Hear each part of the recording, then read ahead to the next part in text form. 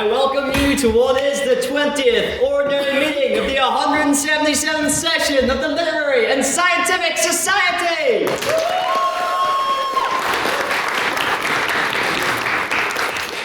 Now, as you all know, last week we were incredibly active, and that brings an end to an incredibly active chapter in which we were booked with either a debate, or an event every single day of the week.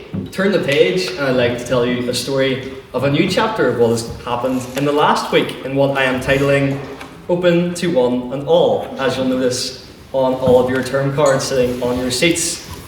Over the weekend, from the 20th of February to the 1st of March, we invited over 70 students from 8 different debating societies across Ireland, Wales and Scotland to take part in our long-awaited Literific Queen's Open.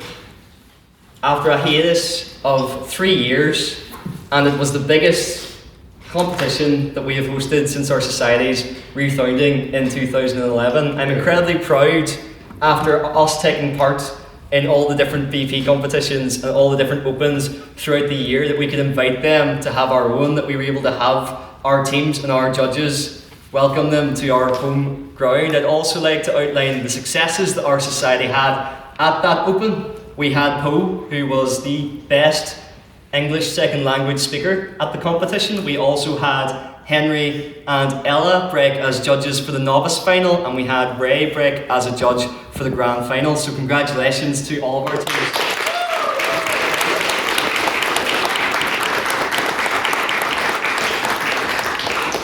With that, we have established ourselves again on the intervarsity circuit, and another round of applause and credit needs to be brought to a man who helped us achieve these great things for our society, our external convener, Henry O'Riordan.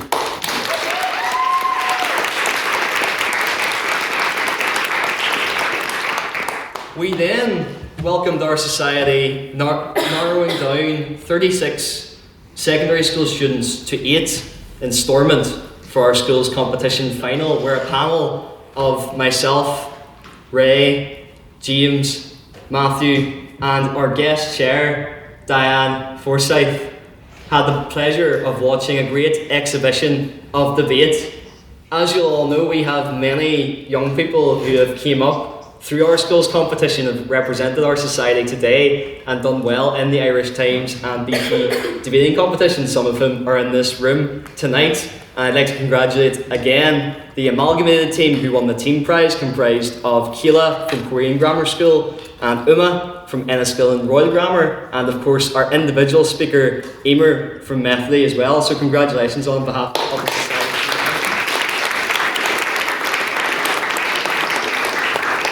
And then of course we are a social society, so that Tuesday night we also had our annual Literific Big Quiz. Prizes were won, crack was had, and we raised over £130 for our chosen charity, the St Martins. So thank you to all who were involved in that.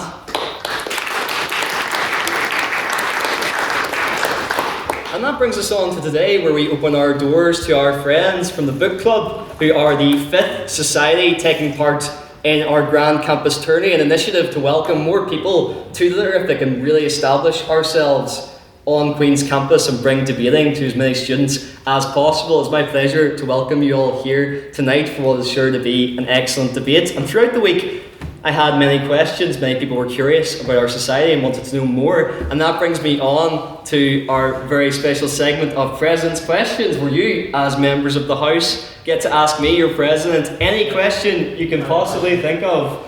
Although there are the 2 caveats: no questions of my politics and no questions of my sex life or lack thereof.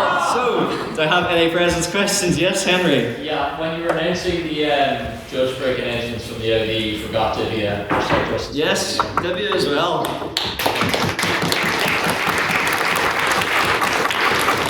He was also involved in our equity panel too, so integral to the competition. Yes, Becker? What is the most artistic thing you've seen made out of ropes? That would of course have to be you lying down. I'm not going to give any context to this, by the way. You lying on the floor with your grapes, and then a picture of you made out of grapes on the floor as well. Yep. 1 point off that. 1 out of 10. Well, I wasn't the taskmaster last night, was I? Yes, Lara. What's your favourite book?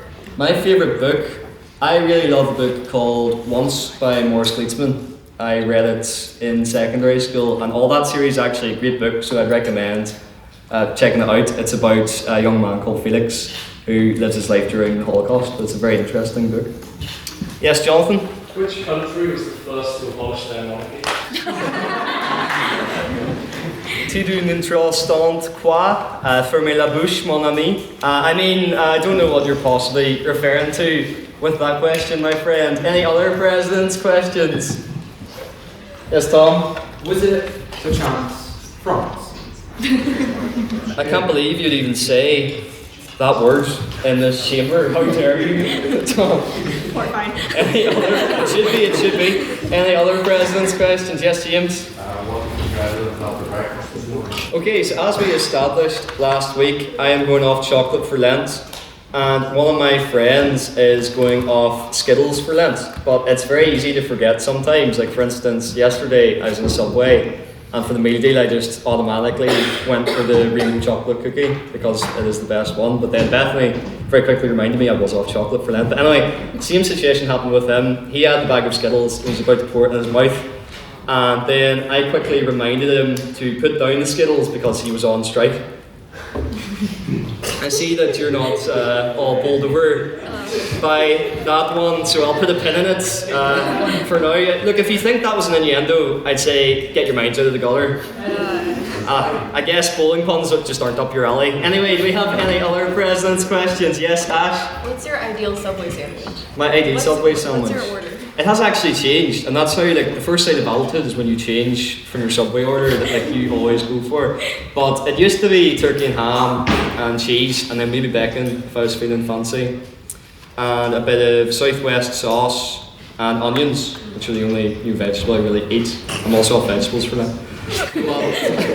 Well, no, it's changed now to I think it's like the BMT. Yeah, I go for that with the Southwest sauce and the onions. And hearty Italian, which is the best bread. Any other presidents? Yes? Do you like the Subway spicy or do you like spicy food in Oh, general? do I like spicy? I like spicy food, yeah. Although I wouldn't describe most of the food I eat as spicy. It's very much, World War II, the planes are still going overhead, and I'm just eating like mince and bread. Yes, EJ? Do you think ketchup's spicy? I don't. You have that vibe. Thank you so much. Yes. Any other president's questions? Yes, Laura? Can you tell us the full story of getting kicked out of Sports Direct? Oh, the full story of getting kicked out of Sports Direct. I was young. Okay. So 2 weeks ago, when I was what, maybe 10, I had a football, and as most people do when they're in the sports shop, you can't help yourself but bouncing the football off the ground, and you're doing a few kick-you-uppies with the football, and I made the mistake of doing that beside the escalator, and unfortunately my ball control is not matched with other presidents like Catherine Connolly, so the football very swiftly went down the elevator, and with that I also went out the Sports Direct with my dad, who's not very impressed. But no, I don't trust elevators ever since, because they're always up to something. Any other president's questions? Yes? How did you get the title Teacher's Pet? Oh, you're all very observant. Once you see the quiz. How did I get, well, I was head boy of my school. Shout out to other head boys in the room. There and there. There you go. Any other president's questions? Yes, Ella? Have you ever downloaded BookTok or read a book from BookTok? This is what I was saying to various people at the very start of our debate. I wasn't actually that familiar with BookTok until the internal meeting where we discussed it. But to be fair, Ash did an amazing job of explaining to me what BookTok is. Now I do feel like there's more aspects of it that will be revealed later on tonight. I've got a few hints that something along the lines of she resigned a forbidden love story might be coming up tonight. So we'll just have to wait and see. But yes, like many of you who maybe haven't heard BookTok before, this is a learning experience for me as well. So strap in. Yes? What was the last book you read? And what would you rate it out of 10? The last book I read was... That's an amazing question, because I've mainly been reading articles since uni. I mean, if we want to be technical, I read the Bible. I'd give that a 10. But, but no, the last book I read was probably... The textbook, probably. Yeah, it was probably a boring textbook by like Anthony Gordon, who puts the textbooks as a recommended reading, so you buy them. Or I will say, I read To Kill a Mockingbird actually to help my little cousin Scarlett with her English GCSE. So there you go, that's the last book I read, great book. Any other President's questions? Going once, going twice. Okay, on to private members' business. This is your chance as members of the House to bring up anything you've seen in the news recently, anything of particular interest that you'd like to gauge the rest of the members' opinions on. So, yes. I have something that's in the news and is topical. Is the House excited by the announcement today by Sarah J. Maas of 2 new entries in her Court of Thorns and Roses series? Also, what is the House's opinion in general of that series? And does the House agree with me that when it comes to romanticy, the smuttier the better?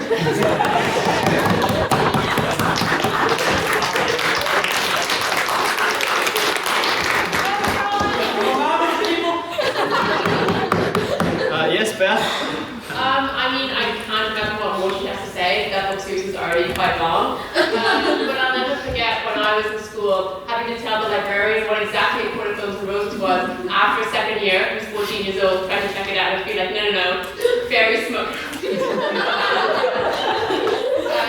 But I think we need to hang it up. I've read those books. Are they the best? No. Are they even? Yeah, they're not great.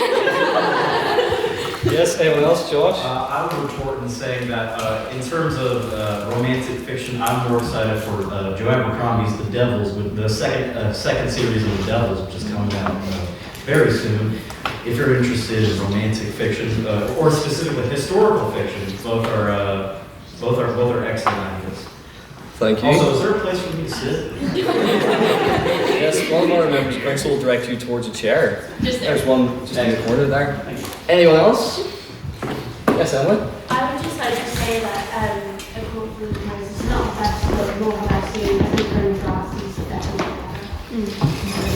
better. Thank you. Anyone else on that, John? So the Akakara books are maybe a little dubious, but I'm of the opinion that they're popular, they're getting people reading.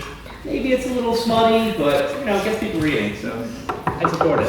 How's John? See the prequel there? Elliot, what do you think? There's an uninitiated me. I get a quick summary of The hand which came swiftly up. Ella? I'll go first and then that was good next. Not to do you, but like just a better explanation. I was planning that anyway. Go on ahead.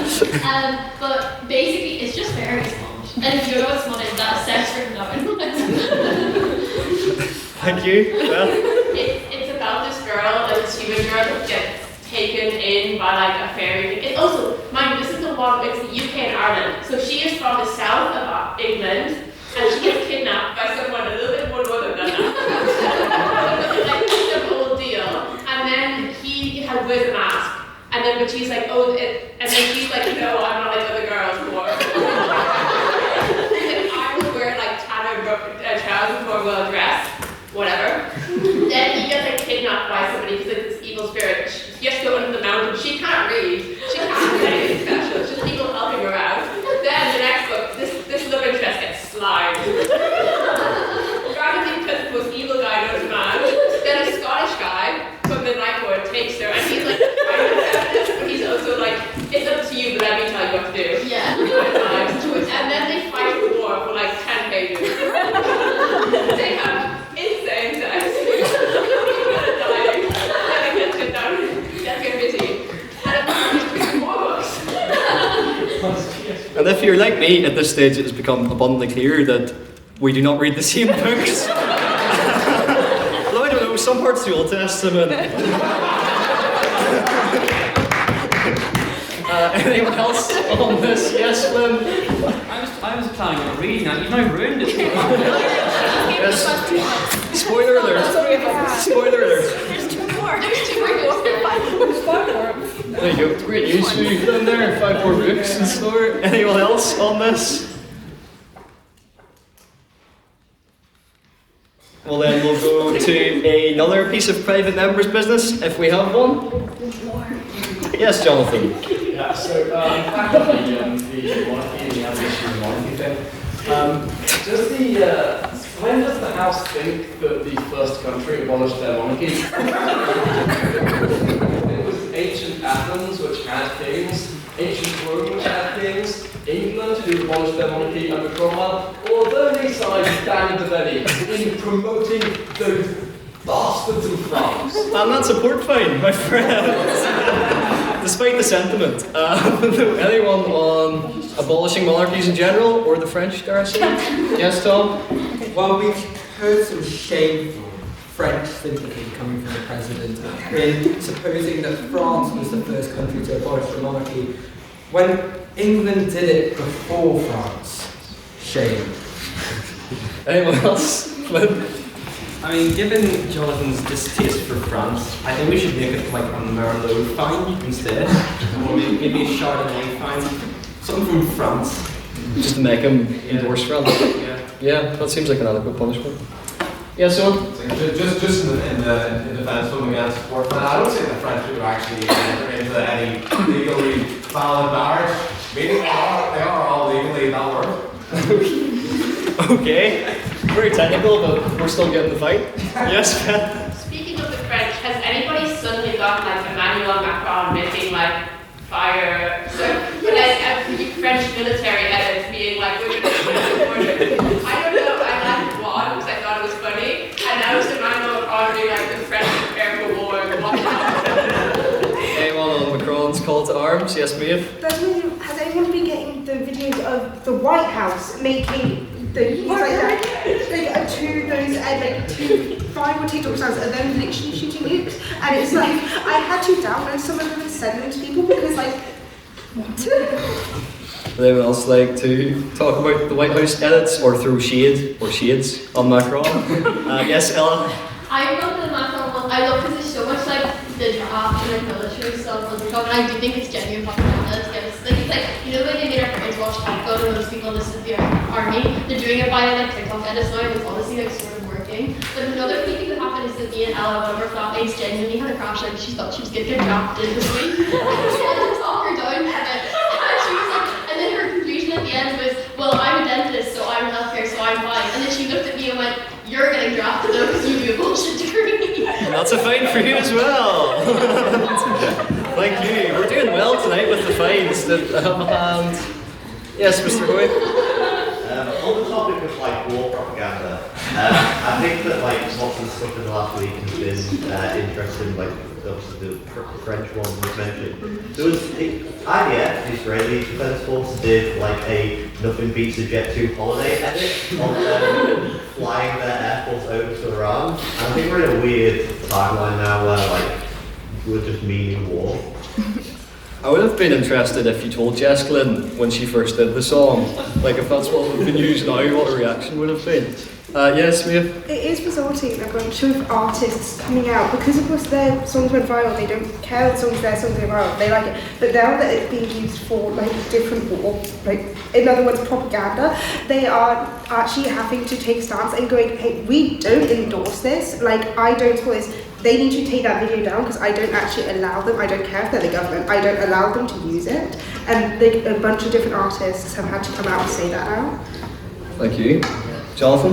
So, firstly, I'd like to make the point that Maximilien Robespierre, a notable member of the French Revolution, was born on the 6th of May 1758. His parents got married in January of 1758, therefore, clearly, questions can be asked there. So I would argue that the point I was making was one of hyperbole, and so the port fine is irrelevant. Secondly, in terms of the issue with Israel, I think it's quite scary to see what's happening. The way that they're pushing into Lebanon particularly worries me, because just earlier last year, the US and Israel together forced an end, at the end of this year, to the UN peacekeeping mission, which is staffed by a large contingent of Irish Defence Forces members, which was manning the blue line along the border between Israel and Lebanon.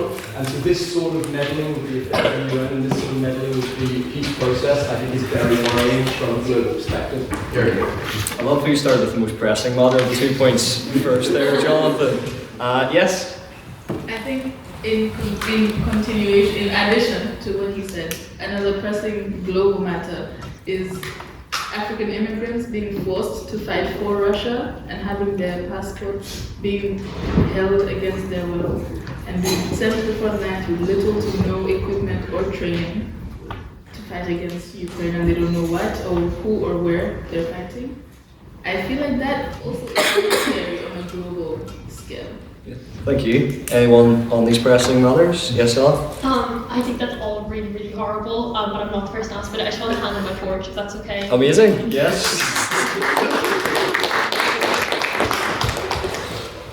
Thank you. Yes, one. On the stuff around this actually marks 2 important seconds of my life. It is the second time we've woken up to Trump doing something obscene and unprecedented to a major world leader this year. First it was Maduro in Venezuela, and it was the Ayatollah in Iran. And it's the second time I've heard of a major world assassination in the Union Bar. First it was Charlie Kirk, and then it was the Ayatollah. I was there. Yeah. At the bar, by the way, not. Yes, Helen. To hopefully bring the mood slightly back up, can I propose a motion to the House that we can all vote on? This House would dodge the draft, just for fun. Can I get a second? Go on, someone. Ella? Yep. Okay, all those in favour of dodging the draft, raise your hands now, please. Which draft is it?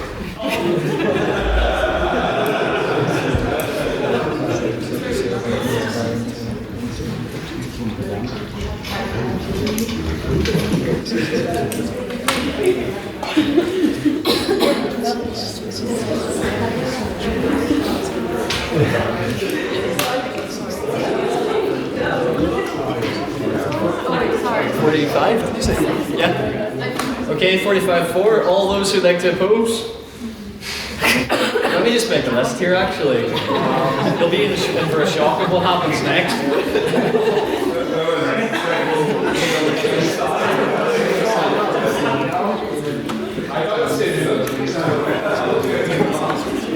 13, yes. Yep.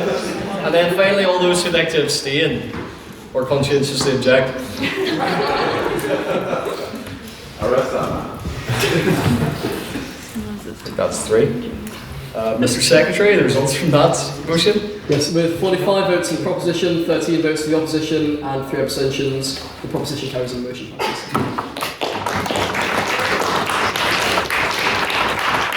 Well, I want to learn out if you 13 would like to join me outside. I'd like to go over our operations for the LMH and then France. Any other pieces of private members' business? Sounds like a firing squad. Yeah, we'll go for this is the last one. Maeve? Would anyone's opinion change if it was just a draft into a war against the MH? Just not necessarily just between us and the MH. Would people's opinions then change, and would that vote then change? Yeah, I'm gonna go to Luke for this one. Everyone's fury and great commemoration being devoted to the slaying of the great dragon that is the LH. I don't think there's one person in service of the great crusade against the LH, ladies and gentlemen. I will hear your criticism of that. A call to arms. Yes, Ella. One criticism is fact, I love this thief, but it's the most one-sided thing in history. So it's just funny when we inevitably show up to UCD and they're like, wait, who? Wait, what? What did we do? Like, I'm telling you, it would be so funny for the sheer fact that it would be the biggest surprise attack in the world. They're an active war. We're talking of active war. I think the scale is different. I just picture like 80s hijinks, going on with the LNH. Yes, Jonathan. Is it in order to bring a motion before the House to send a written declaration for the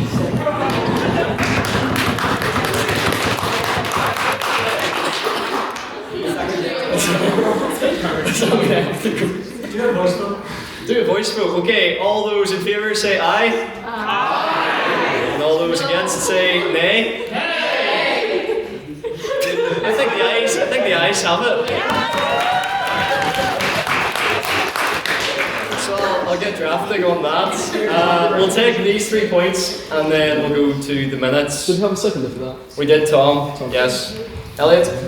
I would be horrified if a draft was necessary. I should think that every honourable God-fearing member of the jurisdiction is volunteer. The first honourable volunteer, and so I would hope that the draft is no improvement. I would love to say Noah Mullen Clark, the Spotify podcast, out of context, to see what this reaction is to this. Yes, Ryan?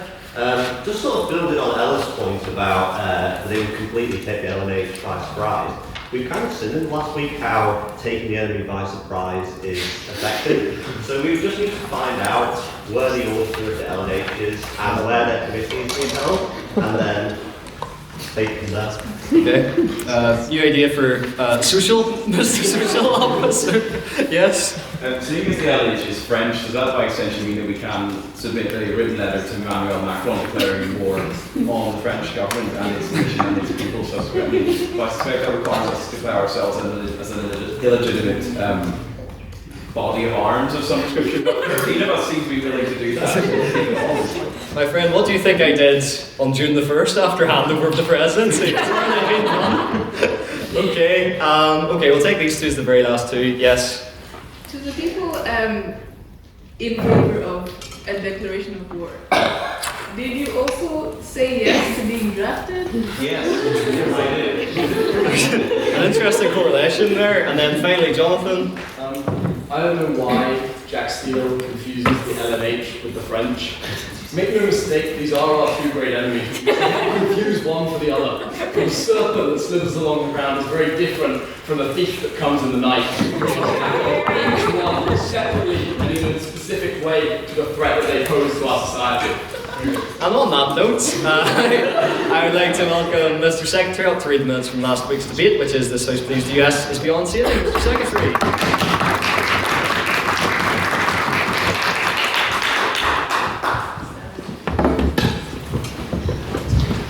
Members of the House, on February 26, 2026, the Queen's University Belfast Literary and Scientific Society convened for the 20th ordinary meeting of the 177th session to debate the motion, This House Believes the US is Beyond Sailing. President's questions we heard from Louise, who said, what did Bethany make you for breakfast? You said, nothing. The man in Frango made me a kebab. Michael said, tell us a joke. You said that you wanted to marry your phone and make it your Wi-Fi. Josh said, is there a person you would enjoy to be a civil servant? You said Teddy Roosevelt, because he's very cool because he was shot and continued on with his speech. And then Massey said, who is your Henry Kissinger on council? You said Ella because she loves Henry Kissinger. Then we had private members business. Luke Collins mentioned the State of the Union address being the longest in history. Ella McMullen said the best babe was designated survivor and she wonders who Trump chose. Henry Reardon said, Daniel, who would be your designated survivor? To which he replied, Bethany. Beth Lynham said that she believes they may have gone to point one, which Josh replied by saying Marco Rubio is the only option. Of course, I neglected to take in the fact that he is now the interim Ayatollah of Iran. Rana suggested that, it was the Guinness cake thing. Guinness cake, is it alcoholic or not? Beth Lynham said that we would need to test the density of the cake. Elliot Dickey questioned how Guinness was incorporated into the cake in the first place, and Rana said you just cook it in Guinness, obviously. Then we had the vote on prior opinion, where we had 15 votes to the proposition, 35 votes to the opposition, and 17 abstentions, meaning the opposition carried and the motion fell. On the proposition, we had arguments from Jonathan Massey, Beth Lynham, Louise, and Derry Flanagan, and on the opposition, we heard from Ollie, Victor, Raythean, and Luke Coyle. Finally, we moved on to the questions for the proposition, where we heard from American Josh, Beth Lynham, and Luke Coyle. Question for the opposition, we heard from Henry Reardon, Victor, and Jonathan Massey, and the abstaining question was Ella McMullen, Louise, and Ollie. Finally, the vote on speakerability, with 28 votes to the proposition, 28 votes to the opposition, and 9 abstentions, meaning there was a draw, and the sides. Can I take the votes as read? Aye.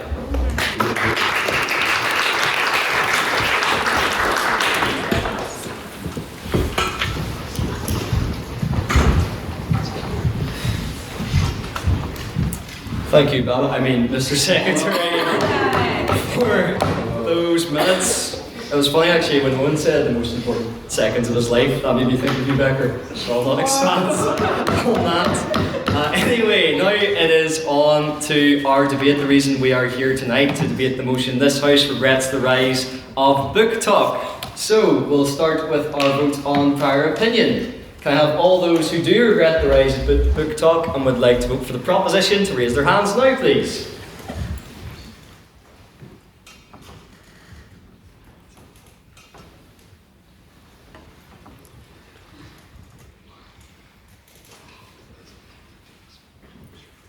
Yes, and can I have all those who do not regret the rise of BookTok and would like to vote for the opposition to raise their hands now, please?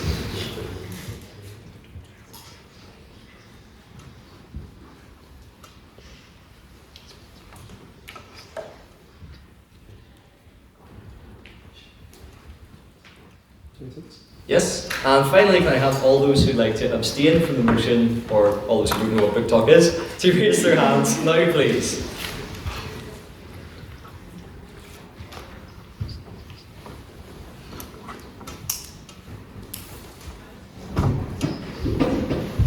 (16) Yes. Mr. Secretary, can I have the results from the vote on prior opinion, please? Yes, with 18 votes for the proposition, 26 votes for the opposition, and 16 abstentions, the opposition carries and the motion falls.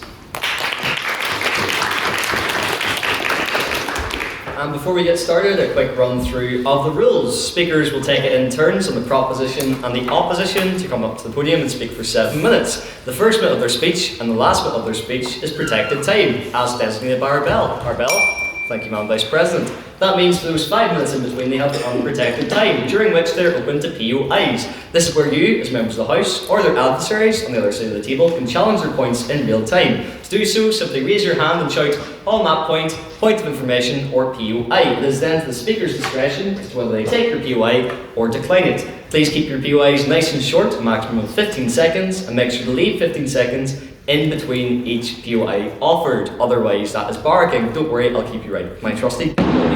We also have a rule which has been broken twice already by members of the House about swearing during your speeches. Madam Vice President. Yes, if you swear during your speech or at any time during the debate, you owe the House a bottle report. We have quite a few outstanding court crimes. Emmy, Finton, Beth, Baker, Jonathan, and Rosa, who did not bring a report, but is still speaking tonight. I'm very sorry. That's also kind of my fault, but she can take my port and I'll transfer the port to and then I'm now on this. A noble sacrifice from our turn. Thank you. Take 4 2-second bottles and I'm the bowl. That's for us to decide.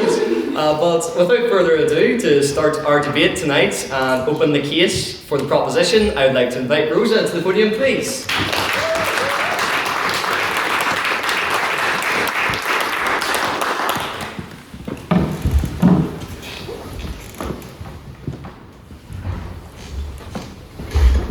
Ladies and gentlemen, unknowing audience members and performative BookTok girlies among us, the opposition would today sell you the idea that the rise of BookTok has encouraged reading as a pastime, would posit BookTok's rise as the first step towards some intellectual utopia. My argument today is a simple one. As someone who doesn't actually read that much these days, these BookTok girlies are doing better than me is simply unacceptable. We should not have allowed this to happen. Since when are the chronically online brain-rotted gooner TikTok addicts allowed to be more avid readers than me? How can they possibly consume, critically engage with, and gain a new perspective from all the many, many works that the average BookTok influencer will show off after a haul? And why can't I? How could TikTok ever possibly encourage you to spend more time off their app, reading and thinking for yourself, than you do on it, watching people talk about how much they spend off the app, reading and thinking for themselves? Put simply, they don't. They can't. No matter any individual TikToker's pure intentions, the system, the institution that is the social media platform, does not allow for it. They instead sell you the idealistic, unrealistic idea of being a reader, of the idea of reading itself. My tale is, I'm sure, a familiar one to many people in this room. Being read to as a child before bed in the room I then still shared with my brother. Growing into a young, introverted primary schooler who discovered that one of the best ways to get people to stop talking to me was to have a book in front of me. Also, one of the best ways to alleviate boredom in school was to hide the book under the desk. I got older, started to read older, more mature books, and life lessons such as don't be a bully. And there's probably a secret society of wizards or sorcerers or demigods hiding right under your nose and you just haven't discovered it yet. Became subtler themes and comments on society or the lived experience of the author. I got older again, had less time on my hands, and became more school focused. Started reading transcriptions of physics lectures and Stephen Hawking's work, which maybe is less relatable to the non-STEM students in the room. I got older again, and oh my god, it keeps happening. Came to university. And I realized in writing this that while I had in the last 9 months attempted to start 8 books, 2 of which in an attempt to join the book club society that we are so kindly joined by today, and I will one day, maybe next year. I had only finished a mere 2. In that time, the first BookTok hashtag appeared, spreading and trendifying until it became unavoidable. A BookTok shelf found in every bookshop. Discussions of things you've read with friends, turning from the occasional interesting article or niche find after wandering into a charity shop, into the latest BookTok recommendation that has been spoon-fed to them by their algorithm, all following the same 5 or 10 cookie-cutter recipes. BookTok exploits the age-old human desire to categorize the indefinable and squeeze everything into neat little boxes until art becomes created to fit the boxes instead of boxes being created to fit the work of art.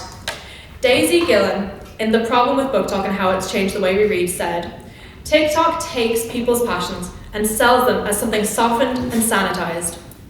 Pre-packaged tropes, sad girl books, enemies to lovers, friends to lovers, etc. reproduce and multiply like a virus until nothing original or unmarketable to an attention-funded advertising company palatable social media platform remains." And they are also romance-focused. Has anybody noticed that? As if love is the only thing that a young woman, which BookTok is undeniably targeted towards, would be invested in.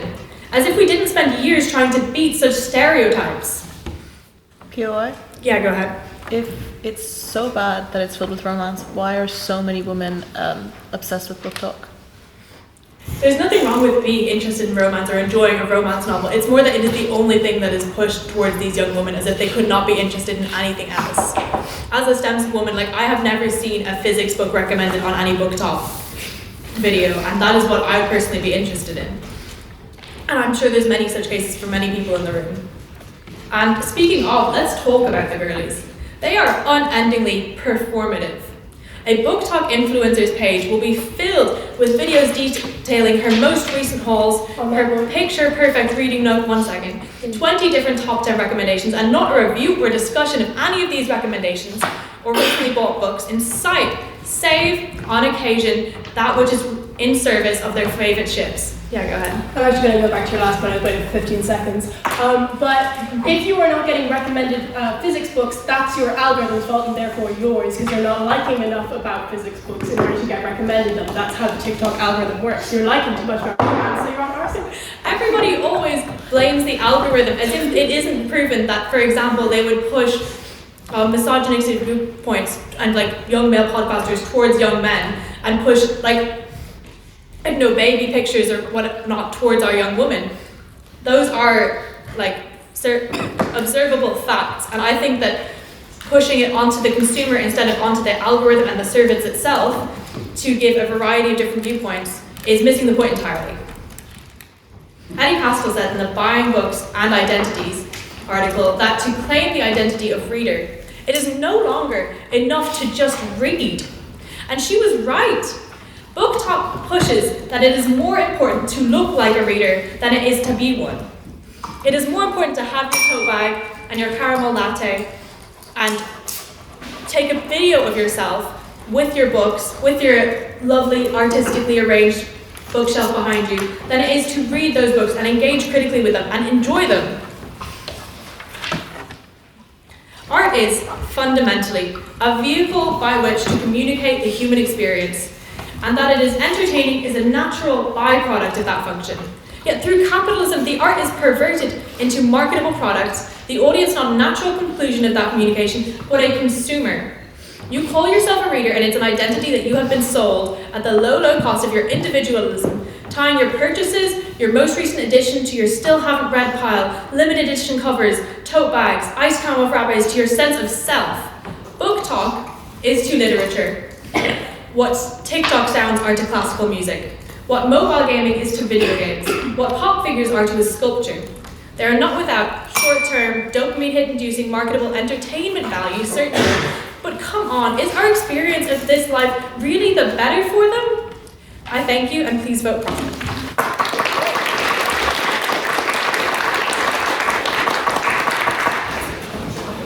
Thank you, Rosa, for that very fine speech. And now to open the case for the opposition, I'd like to invite Ash to the podium, please.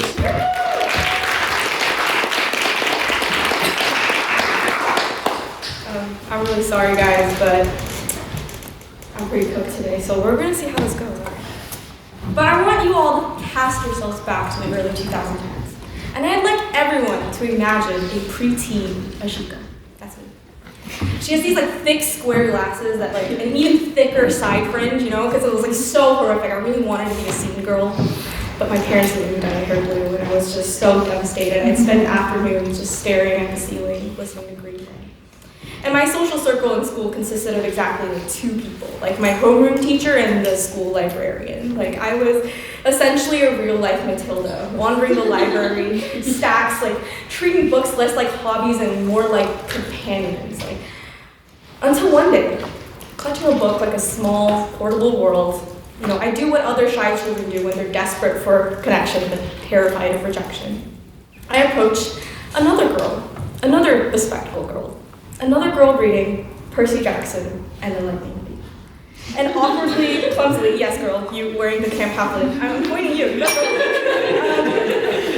you know, like awkwardly, clumsily, with all the social grace of a child who has spent far too much time with its fictional characters and not nearly enough with real people, I asked her an important question, the most important question a reader can ask. Is that book any good? And like history was made. Like our circle expanded to 3, then 4. We were a gaggle of avid readers of Hunger Games, Divergent, Harry Potter, Twilight, and fan fiction writers. At 12 years old, I had essentially founded a cult of preteen girls, convincing them that they too were demigods with exceptional powers, and that we too would make our way to Camp Half-Blood one day. You know, I tell you this story not for nostalgia, because I assure you the Fringe truly was so catastrophic, I really would very much like to forget it. I tell you this story because for a very long time, reading has been something deeply solitary. One reader, one book, one quiet corner of the world where imagination quietly unfolds. And yeah, sometimes solitude is beautiful. It's meditative and rich and necessary, but sometimes it's also profoundly lonely. And what government calls the rise of BookTok is in reality the moment reading stopped feeling so lonely. BookTok is this place where young women discovered that buying books they won't actually read is a personality trait, crying about fictional men is a valid hobby, blah, blah, blah. We hear all these jokes all the time. Guess where they come from? It comes from BookTok. It comes from us. We are just ironic and we self-observe. We know that it's shallow and superficial, but we love that community anyway. Because here's what they're not seeing. BookTok has fractured into 1,000 different little talks. Yes, there are the aesthetes, the ones who buy books the way people buy handbags, for the color of the spine, for the Instagram potential. But for every one of those, there's a barrage of intellectuals in the comments dissecting, analyzing, contextualizing. BookTok has created a culture of discourse. Books are no longer consumed in isolation, they are examined in the zeitgeist. They're interrogated. Questions are asked. Who is missing from this narrative? Whose perspective is centered? What does this book tell us about power, about desire, about the world we're living in? I don't know the BookTok that Rosa described, because every single freaking short that I hear is like, and let me tell you 10 reasons why this is not actually like the post-feminism literature. Let me like tell you directly from boudoir, blah, blah, blah, blah. Like, I don't know where they're coming from because like, I've never seen it. That's the thing. This is literary criticism democratized. This is the death of gatekeeping. The intellectuals didn't abandon BookTok, they colonized it. They turned it into a space where a 17-year-old girl in rural Nebraska can engage in genuine literary analysis with me in Malaysia. Because BookTok did something remarkable. It took an activity that had long existed behind library doors and bedroom lamps and turned it into a global conversation. Suddenly, the girl who finished a novel at 2 in the morning and lay staring at the ceiling in emotional devastation could open her phone and discover thousands of other people mourning the exact same fictional character. Suddenly, readers were not just reading books, they were sharing them, recommending them, critiquing them, performing them, celebrating them. Reading stepped out of isolation and into community. And the timing of that transformation matters enormously. BookTok rose from the ashes of the pandemic, a moment when the world literally closed its doors. And in that strange suspended silence, people went looking for connection and BookTok offered it. It became something like a digital campfire, a place where people gathered to exchange stories and emotions and reactions. One person would recommend a book that made them cry, another would respond with a video of themselves sobbing through the same chapter, others would debate plot twists, analyze character motivations, or passionately defend fictional villains as though they were real people. It was chaotic, it's emotional, it's like a bit ridiculous, but it's undeniably a community. And government wants us to reject this. They want us to regret the moment when millions of people rediscovered that reading could be shared. But I suspect what they really regret is not the community itself. They regret the type of books that sometimes the community celebrates. They'll stand up in this debate and point out that BookTok is full of romantasy novels, dramatic tropes, and young adult fiction. They will tell you it is shallow, overly commercial, algorithm-driven, perhaps even intellectually unserious. And to that I say, congratulations, you have discovered popular literature. Because the idea that reading must always be austere, academic, and intellectually punishing in order to be valuable is not only elitist, it is historically absurd. People have always devoured dramatic stories. Charles Dickens was consumed in serialized installments like the Victorian equivalent of binge-watching Netflix. Gothic novels scandalized polite society, ghosts, and melodrama. Shakespeare himself wrote for audiences who demanded betrayal, spectacle, and occasional theatric stabbing. Human beings have always loved stories that made them gasp, cry, laugh, and argue. So when a teenage girl today picks up a dragon romance novel and falls in love with reading, that is not the downfall of literature, that is literature doing exactly what it has always done. And in a world where literacy is increasingly fragile, the alternative is far more alarming. The real threat is not people reading the wrong books, the real threat is people not reading at all. Because literacy is not simply about consuming information, it is about learning how to imagine other lives, how to understand complex emotions, how to sit with language long enough to extract meaning from it. When people read regularly, even if they begin with the simplest of stories, they build the cognitive and emotional muscles that allow them to engage with more challenging ideas later. BookTok in that sense functions less like a final destination and far more like an entry point. A gateway. To me, it feels like one reader turning to another reader and asking the same question I asked in that library. Is that book any good? And millions of voices answering me back.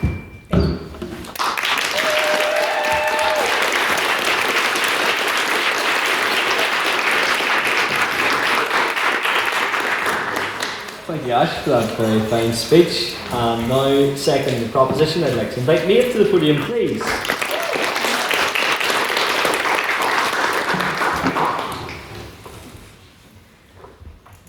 You just casually doom scroll on TikTok. A new book is recommended to you. The protagonist, usually orphaned, 16 to 18-year-old girl. She doesn't fit in her society. She's an outlier, but no one knows. See, she doesn't have powers, but everyone else does. And if they find out, she'll be killed. Then, she has to compete in a competition against a sort of enemy, the all-powerful, highly attractive, but really annoying prince, who then starts to find out her secret, but not without the flirting and the slow burning of them falling in love for each other first. And obviously, he likes her and no one else. He's dark and brooding. But there is also someone else who does like her, sunshine, rainbows person. But that doesn't work out. Obviously, it's always going to be the prince she ends up with. And at the end, when you know it, she wins the competition, they get together. Turns out she's actually really extremely powerful. She always had powers. She just needed to activate it. Blah, blah, blah. Does anyone know what book I'm actually describing? Does anyone want to take a guess? Because powerless, Veg Queen, Light Luck. Yeah, literally, yeah. I've read all of those, and they all follow the same story, and they all fit into that exact script. Regretting the rise of BookTok has to be done. It's the only correct side of this argument. Has it encouraged reading in a world of technology? Using technology? Sure. But pretty much every single viral BookTok book follows the exact same categories, exact same script, and there's such a large overlap even between the different genres. Now, don't get me wrong, I do love a bit of YA and dystopian books. I've read a lot of them. But it gets to a point. You can pick up a book that you saw on TikTok and assume it's either fantasy or dystopian, both with a romantic subplot, usually love triangle, just pure romance, which sometimes starts to err on the side of pornography, which I will talk about later. And with a more than predictable ending, and with the same three avatars repeated consistently throughout the book. 16 to 18-year-old girl, fawned over by both a dark-haired boy and a light-haired boy. Obviously, some deviate from this, but yeah, it is what it is.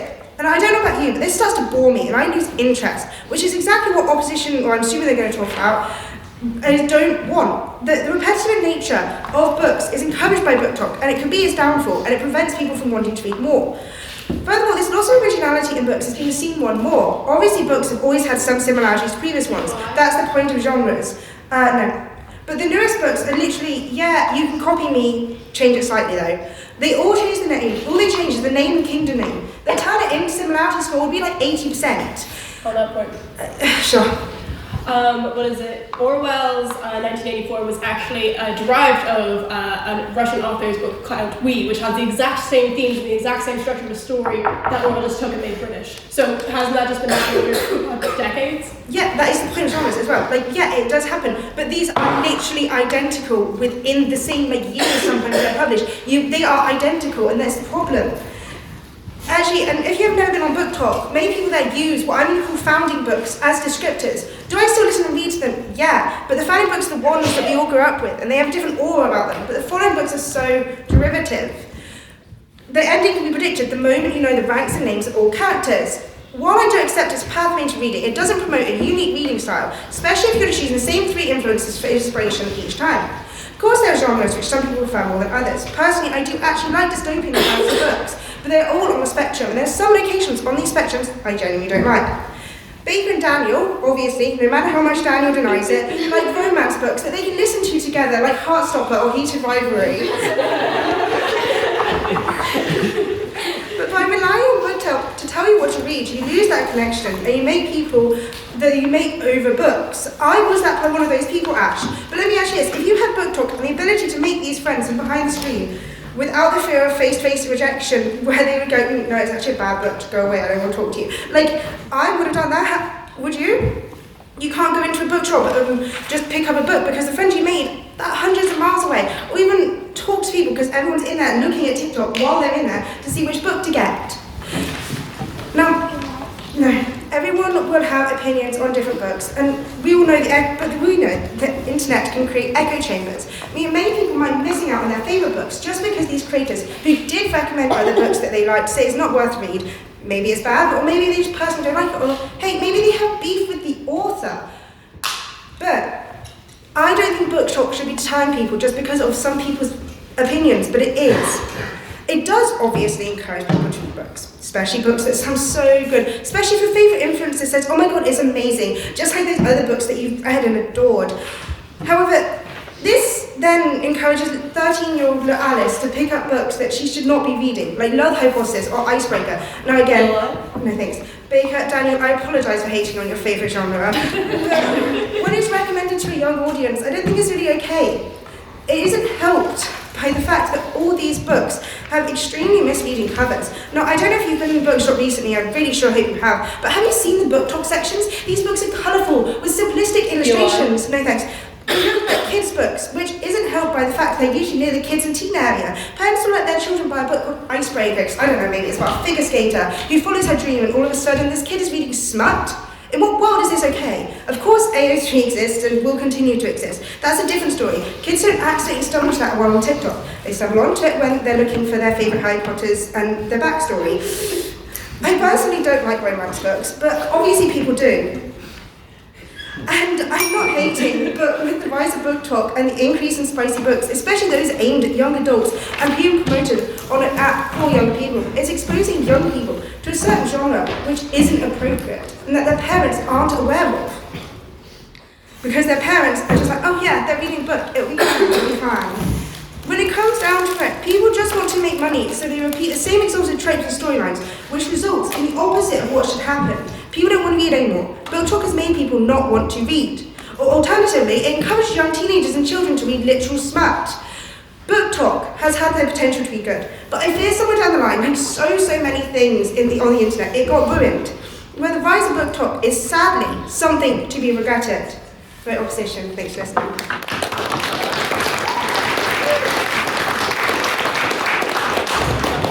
Thank you, Neil, for that very fine speech. I'd now like to invite second in the opposition, Tina, to the podium, please.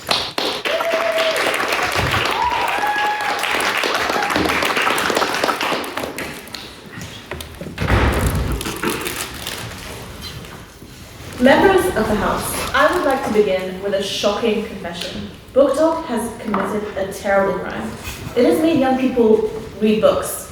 you know? Truly horrifying. Someone alert the literary authorities immediately. Oh my god, crime. Because if we listen to the proposition, you would think BookTok is single-handedly destroying literature.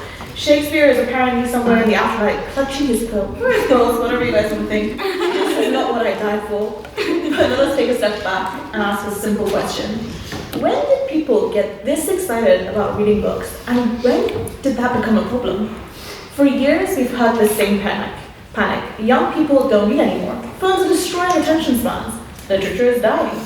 And then suddenly, millions of people start recommending books online. They're filming reactions to plot twists. They're crying over fictional characters. They're telling their friends, this book emotionally destroyed me. So read it and tell me what you think. And the response from the proposition is essentially, yes, but they're enjoying it wrong. You know? Now, members of the House, great Point fear. of information. The great fear in this debate seems to be what people dramatically call spicy books. You know, the type, fancy kingdom, more questionable love interests, characters who've been trying to kill each other for 300 pages, and suddenly realize, oh my god, they're in love. And we are told this is destroying literature. This is apparently the downfall of Western civilization. Oh my god. Now, I'll admit that spicy books might contain a few passionate moments. Maybe a kiss. Maybe two characters who are attracted to each other. Maybe a chapter where the author remembers that adults exist, because, you know, parental guidelines exist for a reason. Parents should check what books they're giving their kids. But let us not pretend this is some shocking modern invention, because literature has always been full of dramatic romance and scandalous relationship. POI. No, thank you.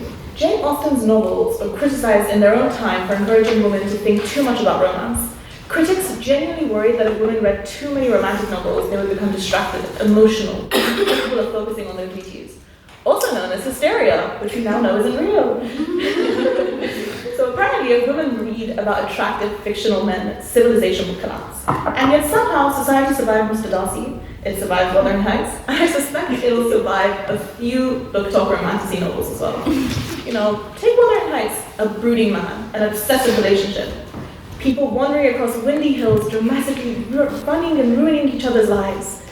Members of this House, if this book came out today, BookTok would describe it as toxic romance, enemies to lovers, and emotionally devastating. Amazing, right? All the genres we love. And yet Victorian readers loved it.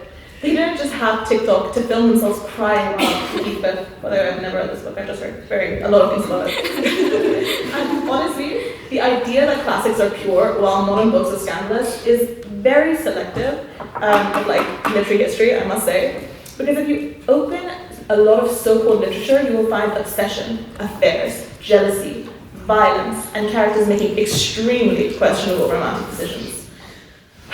Classic literature is just not morally pure. It is simply old enough that people have stopped complaining about it. You know, it's on. Any controversial modern book enough time, and eventually someone will decide it to an English classroom is important. That is the life cycle of literature. Now, of course, I need to point one very particular BookTok example, Avatar. I will not have any slander for this book. This is the starting BookTok series, and it's the best scandaled BookTok. It's a fantasy, it's a romantasy, you know, whatever you want to call it. And this is the book that got BookTok started. But here's the interesting part. Out of roughly 46 chapters, you can see how thick this book is, quite thick, right? Only about 4 or 5 contain anything remotely spicy, you know? So 90% of this book is plot and 10% is spice. So if people pick this book up purely for the smart aspect of it, they're doing it in the least efficient way imaginable, you know? Imagine. Yes. But I guess in my speech, I would say that's one of the founding books of BookTok, and that loads of books out there, they should describe themselves as like A Court of Thorns and Roses, so that they get them to read it, and they are identical to it. It's just a derivative, and that's what BookTok calls it. Yes, it is. And no BookTok or TikTok book author recommendations say that this book isn't similar, or books that are derived from it are completely different. They say books that are similar to this. They have the same backstory, the same storyline. It's just same thing, different font, and people love it, which is weird for society, but hey, if it sells, it sells. So I'd like to point out that BookTok and smut and romantasy, they're not the corruption of literature. This is commitment to the storyline, you know? But the most important thing that BookTok does is much simpler. It makes reading visible again.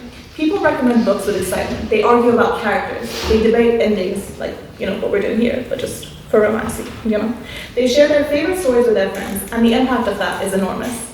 Old books return to bestseller lists years after they were published. Independent bookstore reports report increased sales, and libraries seem more boring. That is not the death of literature. That is the revival of reading culture. And that is much the opposition season, I must say. This tiny device contains thousands of books. Classics, modern novels, fantasy, history, and yes, occasionally a book with a shirtless man on the cover. BookTok connects these readers instantly. Someone sees a recommendation, downloads the book, and starts reading that same night. The proposition calls this dangerous. Most authors would call this fantastic. But perhaps the most important impact of BookTok is very simple. It turns non-readers into readers. Someone might... Oh my god, I'm running out of time. Someone might begin a fun fantasy romance recommended by a friend, and then they read another book, and another book, and then they explore other genres. Suddenly, they're reading far more than they ever did before. BookTok is not replacing literature, it is retraining people to engage with it. Even if the gateway book happens to be a brooding love interest and excessive amounts of dramatic tension. So, members of the House, a book unread is not unsacred. Sorry, it's not sacred. It is simply forgotten. Literature survives when people read it, debate it, recommend it, and share it with others. And if sometimes that recommendation sounds like, this book was so sexy, you should read it, then honestly that sounds like literature doing exactly what it's done before, capturing people's imaginations and creating communities. So, members of this House, we do not regret the rise of BookTok. But I can't read half of my speech at this point. To end this rant, I just want to say that all reading is good reading, whether it's literature or BookTok romance. Thank you.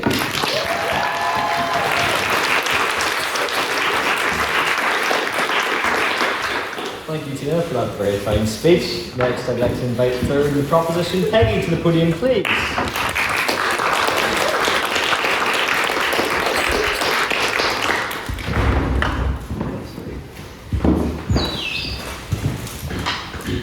Ladies and gentlemen of the House, I would like to preface my speech by saying I, ashamedly, was and am an avid reader and member of BookTok. I was and am a sucker for the enemies to lovers forced proximity trope. So do I regret its existence? No.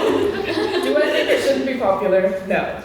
Do I regret the rise of it in an uncontrolled, rapid manner that has led to an inappropriate audience for it? Yes.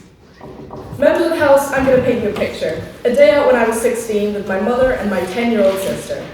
After getting coffee, we were in a bookshop. While I'm browsing, I see my mum has purchased a book for my little sister. Icebreaker, a BookTok sensation that's sold over 2 million copies on Amazon. To any members of the House who have read this book, I'm sure you would understand why it is an appropriate reading for 10-year-old girls. Now, did I have to tell my mum why I knew what was in this book? Thankfully not, because I merely opened it to a random page, and the scene before her could only be described as far more vulgar than one the baker and president of any performed in front of a house.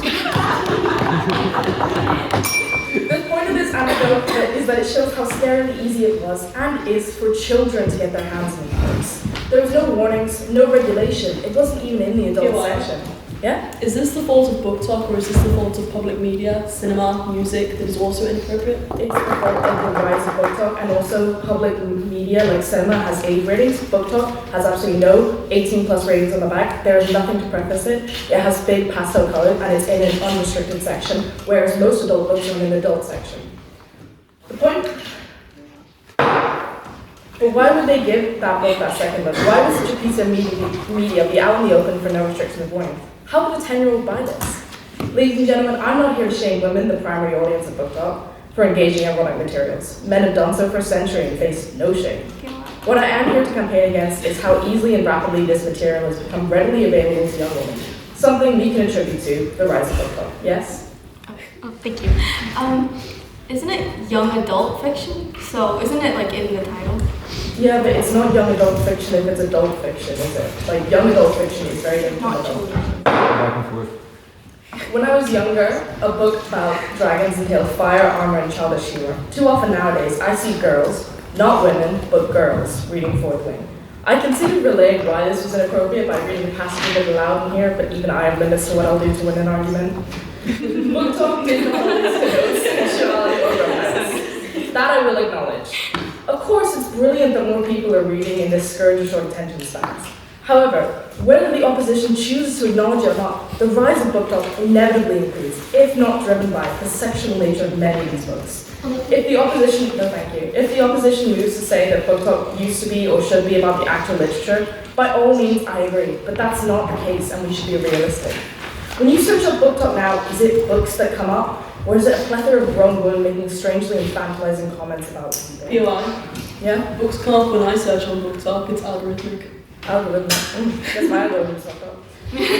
Sorry, yes, I as a feminist love to see more women embracing sexuality rather than purely culture. But let's not ignore the very strange dynamics being embraced, the relationships explored in these books. According to the New York Times, the most popular text to emerge in BookTok was According to Superior by Sarah J. Maas, which sold over 75 million copies. What is the main romantic relationship in the book? The phrase enemies to lovers soulmate story? A man who kidnaps a 19-year-old girl, dresses her up in see-through clothes, reads her mind, and isolates her in a building she can't escape from. Now, ignoring the fact that he's 25 times older than her and also deeply with wings and a tail, it's still makes for an unhealthy dynamic. A power imbalance is marketed as a steamy romance. Never mind you, this is the most popular novel from BookTok. The opposition can point out as many healthy, age-appropriate, intellectual books as they want, but the fact is, this is what sells the best. This is what drove the rise of BookTok.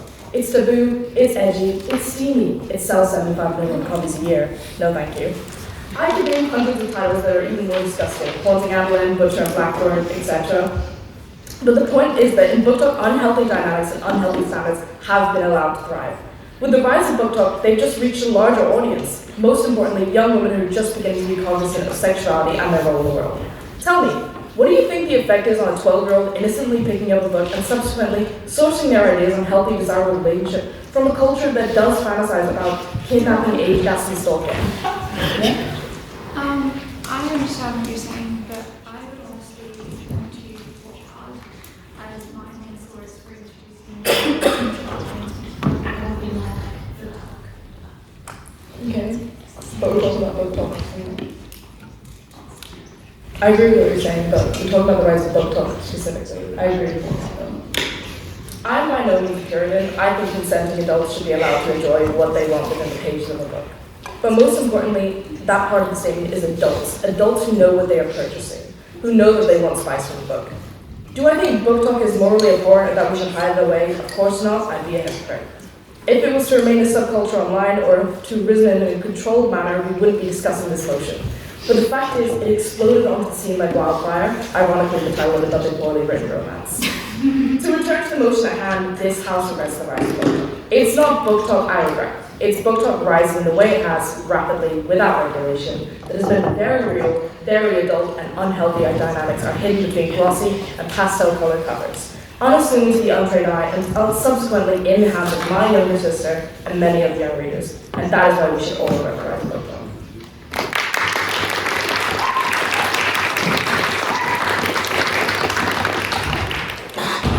Thank you for that very fine speech. I would now like to invite third the opposition, Elizabeth, to the podium, please.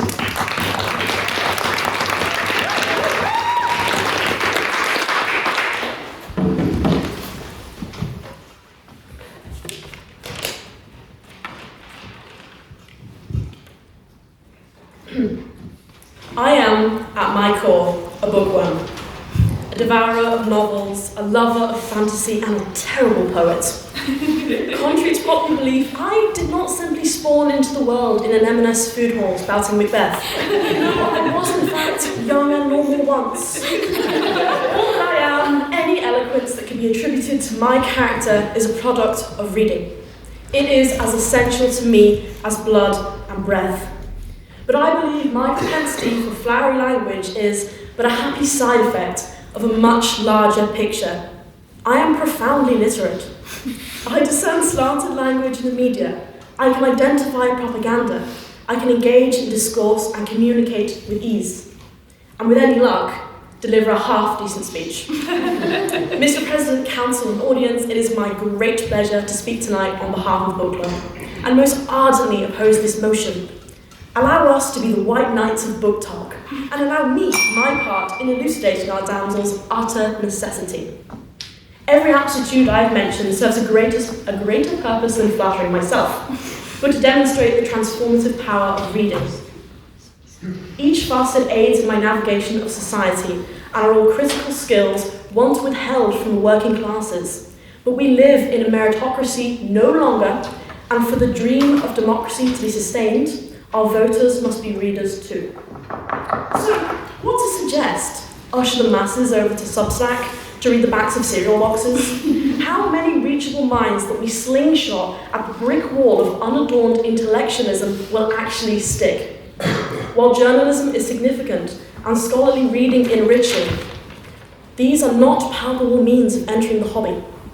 In 2023, only half of all Americans read a book. 130 million Americans were deemed unable of reading a story to their children. These people are iced out of any significant roles that involve literacy. They need a way in, something digestible, something enticing, something fun.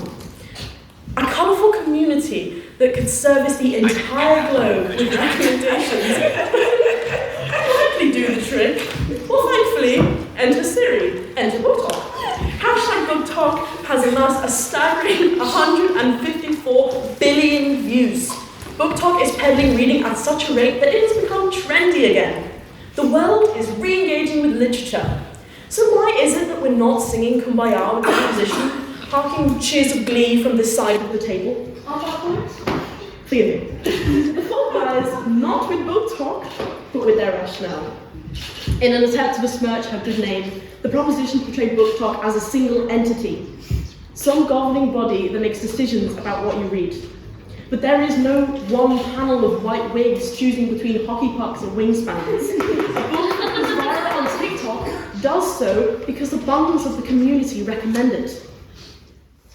The BookTok label does not denote a book as trashy, but as popular, in the same way that the label classic equates oldness and not necessarily goodness.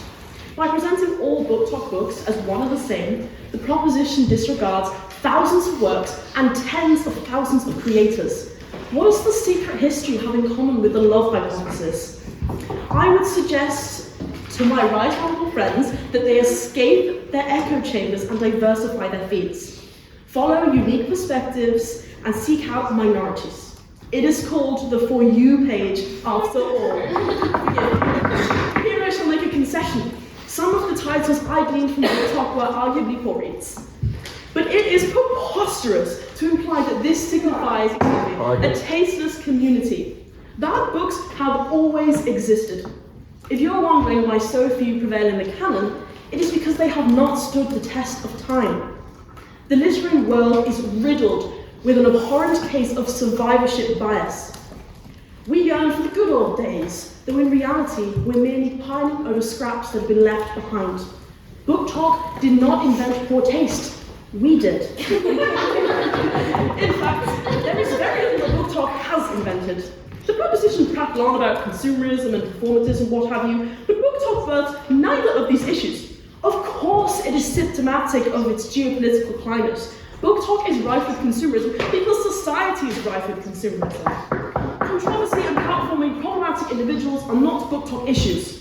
To condemn its rise will not see the cessation of these phenomena. It will only stunt unfathomable growth of readership worldwide. Indeed, it seems that beyond the page, anything goes. Pulp Fiction, for instance, is a guilty pleasure when it's on screen and 12 seasons long. The smut issue is something synonymous with BookTok, but not critiqued in other mediums, like music. And while I'm uncertain about what Bad Bunny is singing about, it probably isn't celibacy. What's sensitivity about it on paper? The answer is elitism. Reading was historically a gentrified pastime, reserved for stuffy scholars and medieval nepo babies. And so, our subconscious nature is to conceal literature within an ivy tower, to not dumb it down or make it accessible. By appealing to a wider audience, literature is perceived as ruined. But return your minds to my earlier avouchment, where I listed the skills adopted from reading, where I bemoaned the necessity of a well-read world. BookTok has opened these gates, and any pushback is rooted in historical faults. There will be some tonight indifferent to this motion. Being on BookTok and separate from their own worlds. For a moment, I speak only to you. Reading is for everyone. Everyone needs to read, and BookTok is mobilizing millions. Choose to support that. Choose to oppose. Over the years, reading has delivered me much needed leisure. But I recognize that act as so much more than an idle hobby. Whatever it is, reading counts. All reading is good reading. So heed the call of Catherine Rundell. Defy those who would tell you to be serious. To calculate the profit of your imagination. Plunge, soar forward into a book. And just read. Thank you.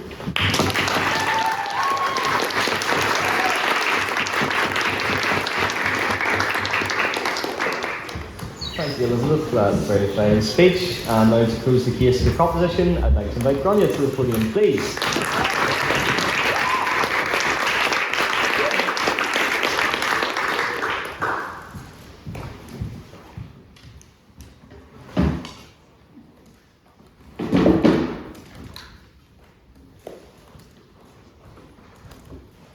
Ladies and gentlemen, in my opinion, it's difficult to be on TikTok without coming across BookTok at least once.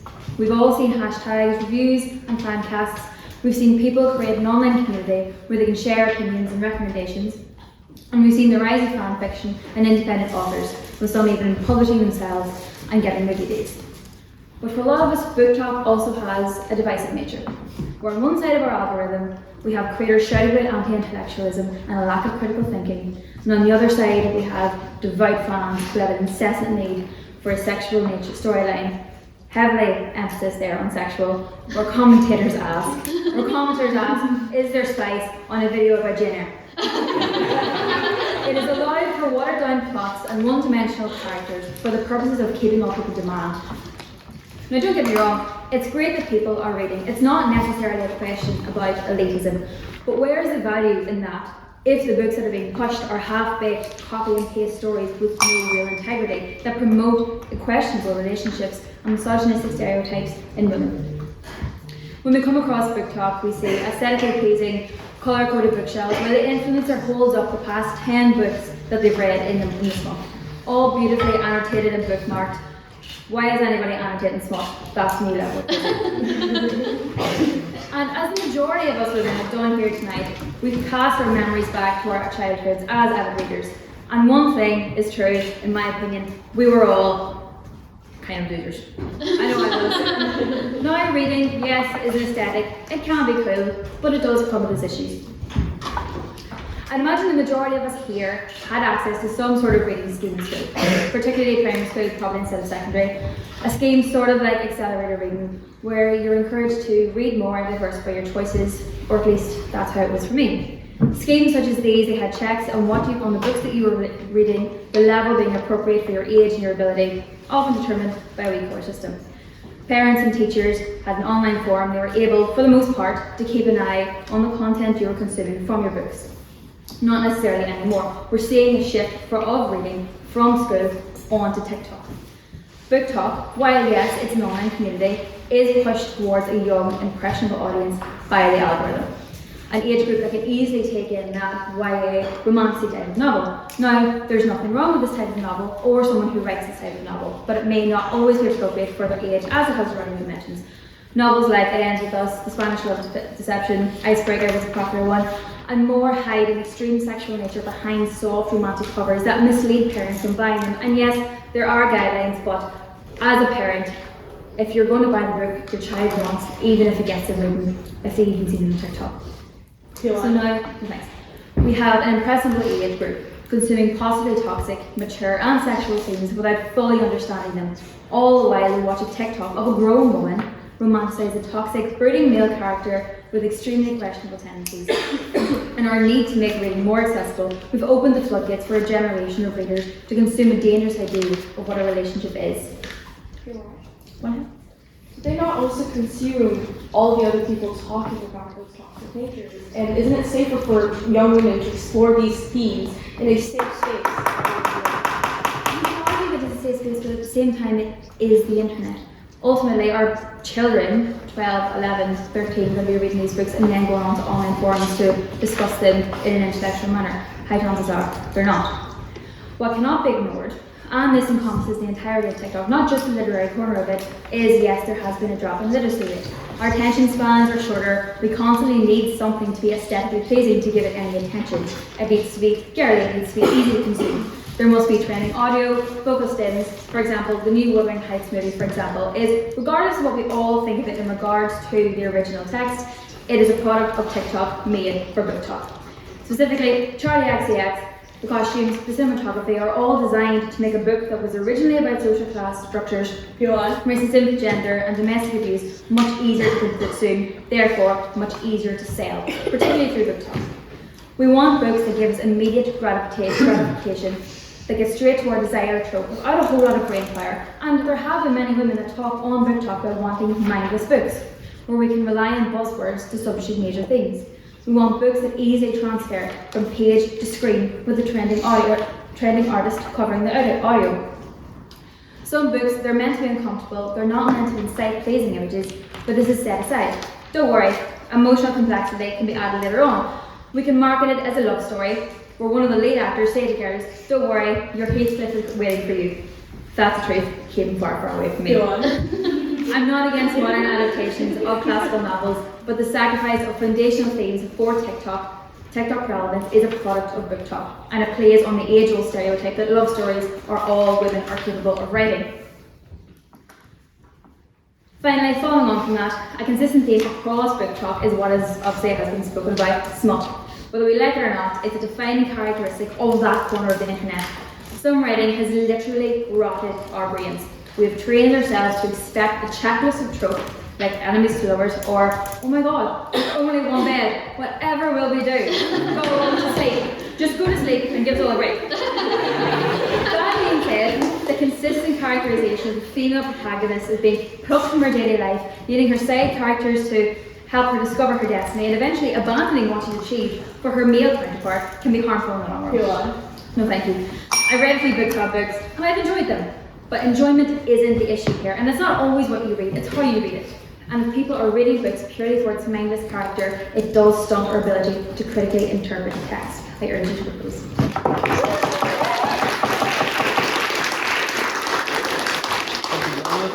Very fine speech, and now to close the case for the opposition and the debate as a whole, I'd like to invite AJ to the podium, please.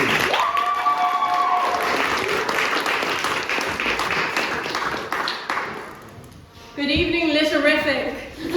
Illitterific. Tonight I'm here to finish up this debate and solidify for you that this house should not regret the rise of BookTok. My credentials include being a retired AO3 K-pop stan and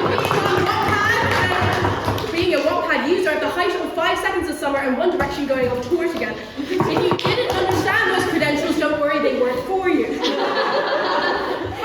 The hot topic that's on this table during this debate is the spicy books that dominate the BookTok space. Oh no, cries of... Please take my watch off, but thinks I'm having a heart attack. Oh no, cries the room of people who genuinely look like they find mayonnaise spicy. Not spicy! Some people have criticized that BookTok erotica is like watching porn for the plot, or worse than porn.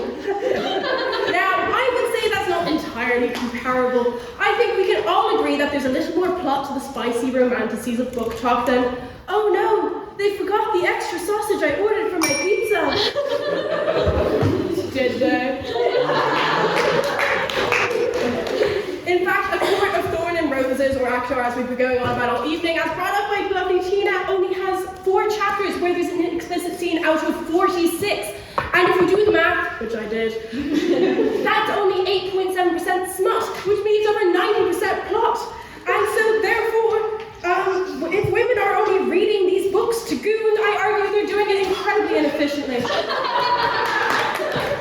Now, on a serious note, adult content should always ideally be consumed in moderation, especially if it's affecting your real life, romantic relationships, sex life, how you perceive your own body or others. However, you cannot stand there and tell me that someone's mother getting a little hot and heavy over werewolves with abs and monster trucks has never done anywhere near as much damage as a multi-billion multi-billion-dollar industry that has been preying upon and sexually exploiting countless women, men, and children for decades. But why are these fantasies so sexy? Well, for one, the average straight man ever satisfying a woman to the extent that they do in these books is unfortunately a downright fantasy. And also, who would want to read a book about 2 minutes of awkward missionary with the lights off? Ladies and gentlemen, sex sells, and having sex scenes is a common part of all genres, books, TVs, and movies, and these books most certainly have their place in the fantasy section alongside the notoriously unsmutty classics written by men like Game of Thrones. Because there was no smut there, there was no child brides there, there was no dubious consent there, no pedophilia or child marriage. I mean, it got one of the greatest TV show spin-offs of all time. I wonder why nobody says anything about that one, even though it's not half as bad as, oh, a man wrote it. There is a complete double standard in this conversation, because what do you mean to tell me that George R.R. Martin was not ever straight up jorking it when he was writing? Writing is an activity that notoriously only requires one hand.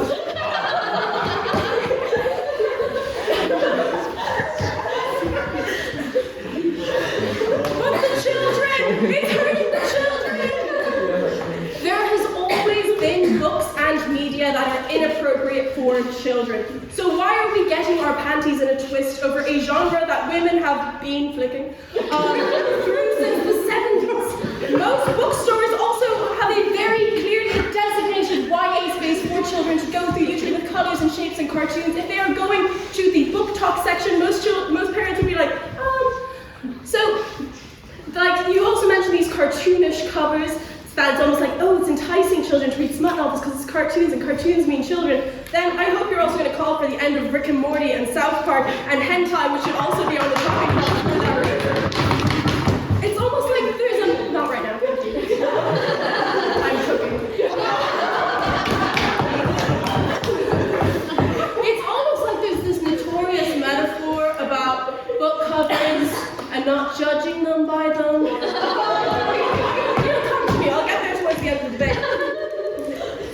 But also, what would you rather have on the cover? A photorealistic image of straight up dogging it? I don't think so.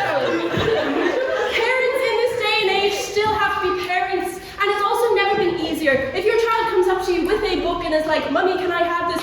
You put in that Google search. Just make sure that that book is going to be appropriate for a child. It's never been easier. And as a parent, I'd rather have my child accidentally pick up a spicy romantasy book than stumble upon German dungeon porn on some strange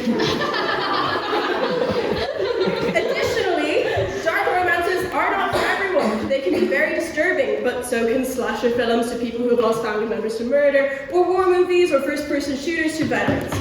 Once again, you just have to Google before you read and avoid them. There's also trigger warnings usually at the start of a lot of these books. Taboo romances are romantic because we know that they are fantasies. Dracula and Game of Thrones are also included in this as like these classical examples of things that are taboo but we're still on the up. And through these books we can actually safely explore these fantasies because once again it's a book. If you look at this and you go, oh, this is not for me, you can shut it and you can put it away and you can sell it on eBay. Men have also had an extensive history of poorly depicting violence against women, but when women take hold of this narrative, we suddenly have an issue on our hands. When men do it, it's just a realistic, raw storytelling, but then for women, it's an issue. Fantasies are also not a reflection of real life or what we want in real life. Oh my god, I'm running out of time. So dark romances have no correlation with what someone wants in real life. If like I was reading a book about a romance about a stalker and I had one, I wouldn't be into that. But saying that, not everything has to be that deep. Saying that women in BookTok are diluting the beautiful literary world to their obsession with spicy tales is like when a film bro gets upset that your favorite movie is Madagascar 2. And not some Hungarian small budget films with nothing but a spoon and an iPod Touch about the travesty of life for a disabled railway worker under the USSR. Stuff is allowed to be fun and sexy and unserious, and it's allowed to be promoted through modern means. Absolutely, there is a time and place for serious and important content, but that time is not all the time, and that place is not everywhere. If every time I asked someone about their favourite book I had to endure a deep debate on Kafka, I would stop asking the question. But basically, to regret the rise of BookTok in the name of, too spicy, I'll get there, or quick, the women are gooning, burn the witches, is to take adult literacy back 7 years when it's believed that literature was dying out. I got it, it's the last line here. All reading is good reading, ladies and gentlemen, and if these witches are training their literacy skills through smut and space, by God, do I not regret the rise of BookTok, and neither should you.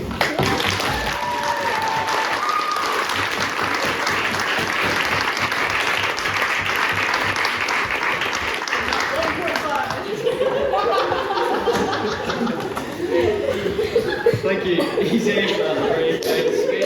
And to all our speakers, whoever said Lyrific wasn't educational.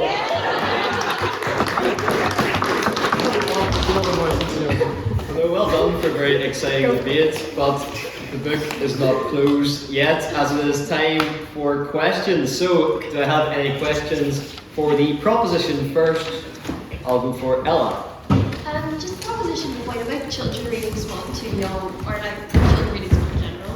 That for me was happening like I existed before BookTok, and like I had access to AO3 and people were actually kidnapping me and telling like I had that was like the sorry all the men in the room. But like that to me that has existed for the longest time. Like BookTok, I don't know.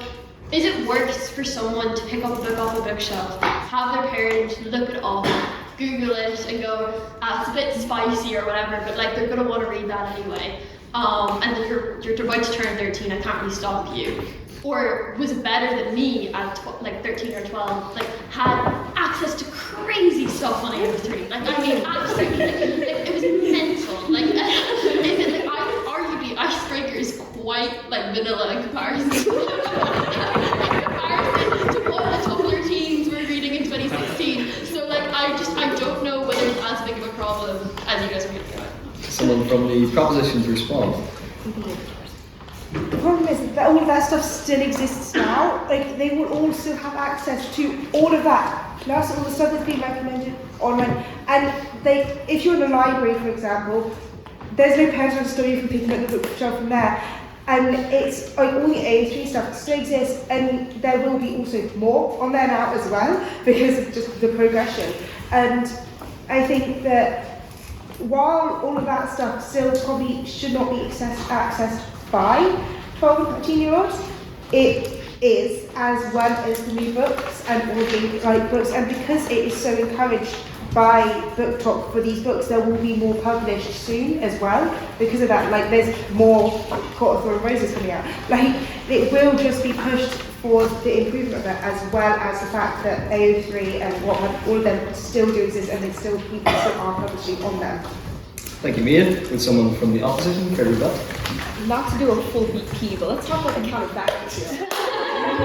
The counterfactual in which BookTok does not rise is one where the internet is like the wild, wild west, and you have like small pockets of Tumblr and AO3 where you have these like little communities and like Discord servers where people sort of prey on children directly. And I think that's way more harmful than BookTok. And I think the irony is they want to talk about consumerism, but like PG-13 things like sell best because they're marketable for more advertisers. So the actual stuff on BookTok in and of itself is actually quite friendly. It's the books in and of itself that's smutty.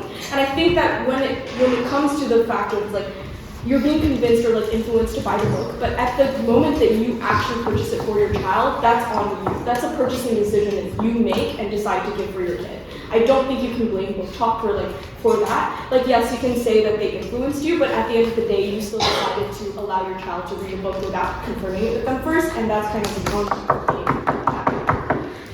And so like the actual things on BookTok, the actual community, the reviews and people like talking about these books fairly are not against community guidelines because they're so consumerist. Like we agree, like these things have to be accessible to advertisers, so they're not going to be talking about like the really like smutty things like in detail. They're going to be alluding to it, and the actual books themselves, yes, are smutty, but that's on the parents. Like they just need to be their parents. Yeah.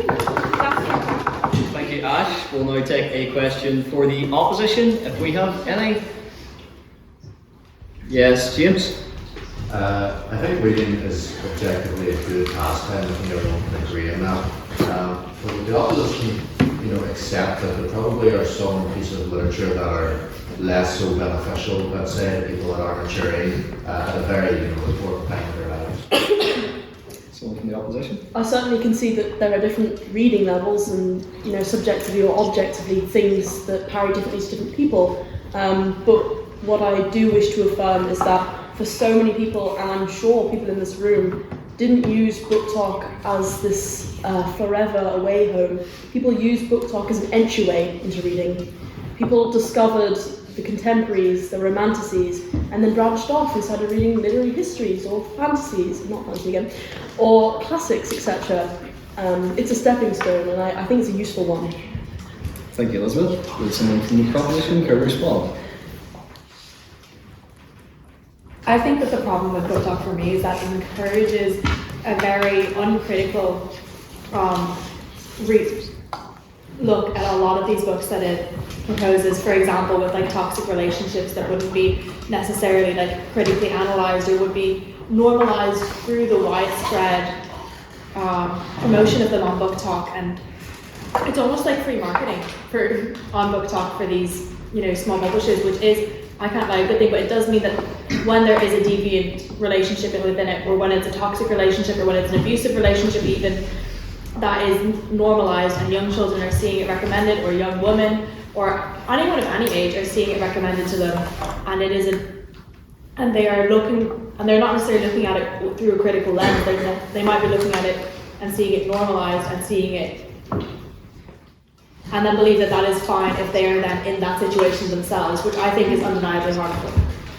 Thank you, Rosa. I'll finally take an abstaining question. So this is a question that is put evenly to both the proposition and the opposition. Don't worry, if you start your question with this applies more to the proposition or the opposition, you'll be swiftly reminded with my gavel that that's not an abstaining question. So yes, I'll take that.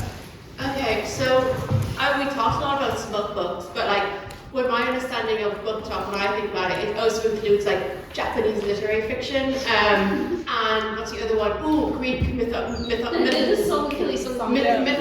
retelling. So there is more to BookTok as a smut thing. So my question is kind of from each side. We heard that it's not that bad. Whatever. But how big are each of these sections, and how important to the debate is the fact that the smut books of BookTok I don't buy that all of BookTok is smutty. But also you can argue that those books are also not valuable. So my question is kind of how serious is the issue of kids potentially reading one of these books compared to adults reading these books? And then also, are all these books smutty? Because I think everybody accepted that, but I don't accept that. Thank you, Beth.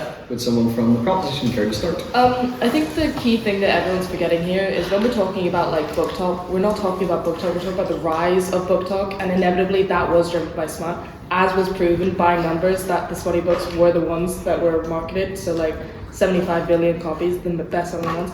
Also, it's ironic you mentioned the Song of Achilles, given that there's gay sex scenes in the book, so it is actually smutty.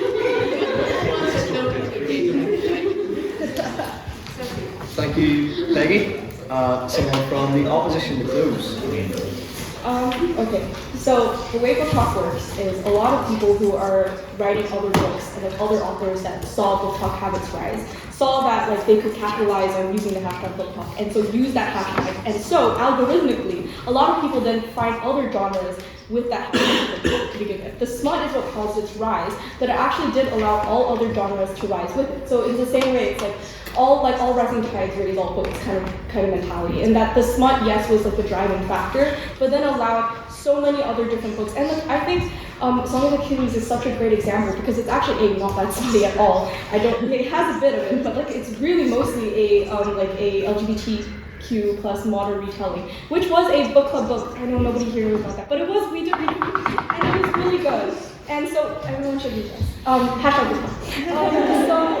That's how it works. And I think that all these other genres that aren't smut related therefore can see its rise because of just the way the algorithm works. And if your algorithm is, like let's say you're also super into like a true crime. Like the algorithm like looks at that and is like, oh my god, Bessie is falling asleep to people getting murdered. Maybe I should also show her a true crime novel that she will then read. And that's how you get like the what's that called? The one with the book club murders? Like, I don't know, whatever. One of those. I read books, I promise.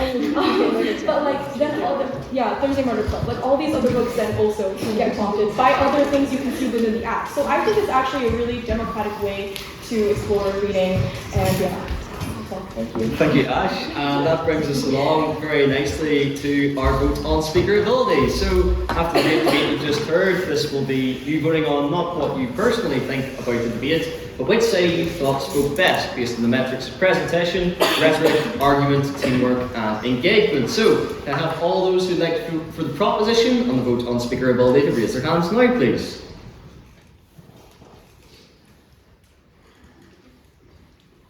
Wait, no, you can vote for yourselves. No. I know.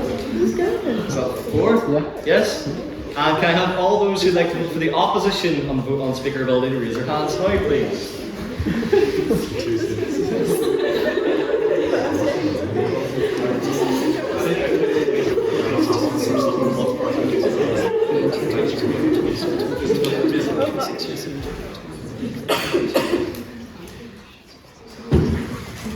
These people love smoke. Yes. And then 45. And then finally, can I have all those who'd like to abstain from the vote on speaker ability to raise their hands now, please? Steve, what results?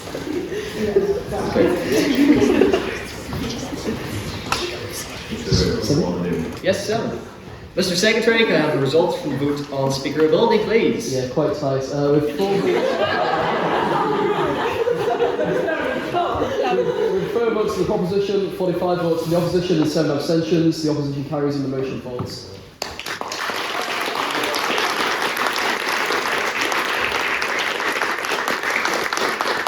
Yes, a massive well done to all of our speakers, and a special mention again to the book club, who we are happy to welcome to take part in the Grand Campus Tourney, and we'll find out how you got on at this semester's final debate, so all to play for still.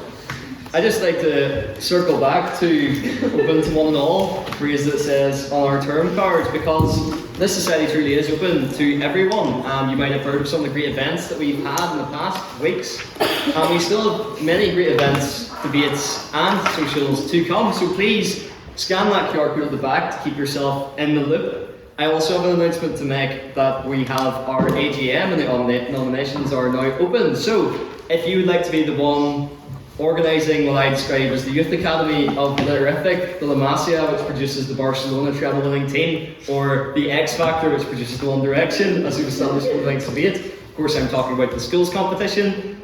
Or if you perhaps would like to continue the train going down the tracks of our presence on the intervarsity scene by organising our Queen's University Belfast Open next year, or if you would like to organise these amazing socials and events and debates that we have coming up and would like to play your part in shaping the society next year, I'd implore you to give it a go, to sign up, to take part and to try out to become a member of the 178th session. All you need to do in order to apply, in order to be nominated, is to find someone to nominate you as a member, find a seconder, produce a 250-word manifesto, and of course a lovely photo. And the AGM is taking place on March the 16th, with the deadline to get those nominations in on the 9th. If you have any questions, please contact me through my presidential email and send me your manifestos, but I wish you all the best of luck at that. We also have our amazing Conversazione coming up on the 23rd of March, a great formal where it's held in the Ulster Reform Club building, a nice excuse to dress up, some wine, and perhaps an early Kremlin after, which I know we're all very fond of. And if you've signed up and paid, you'll get a lovely ticket. Here are what they look like now. I would like to give some tickets out for those who have already paid and got their ticket. I know this here tonight. So Ash, Here's your ticket to the conversazione. As Mr. Calvin Black, here's your ticket to the conversazione. And EJ, if you'd like to come up to grab your tickets. Everybody buy a ticket. Yes. Elizabeth. Elliot, if you will make your way up. Erica, got your ticket. Alice Phoebe. There we go. Thank you. Mia.